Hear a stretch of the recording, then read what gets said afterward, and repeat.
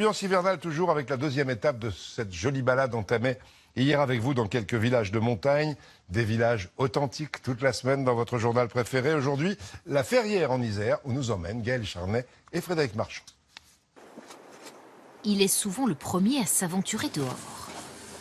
Parti pour la tournée ? C'est parti.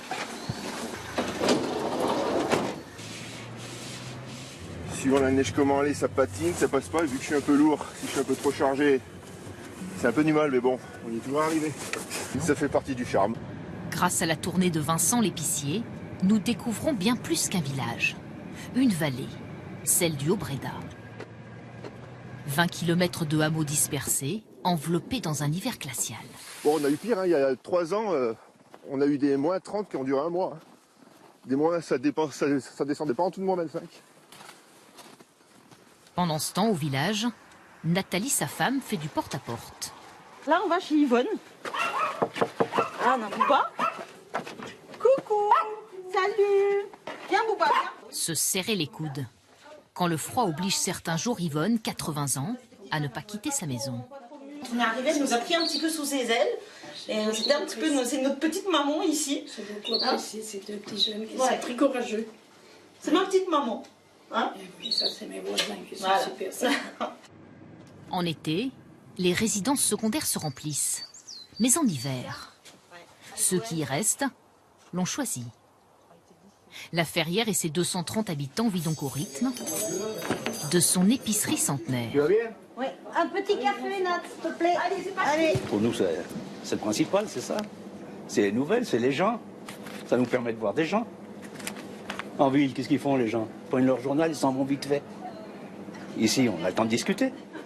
C'est donc un café, une supérette et même un restaurant. Châtaigne, chou rouge et pommes Granny Smith. Grâce aux petits plats de Vincent. Il y a beaucoup de chaleur, il y a beaucoup d'entraide aussi.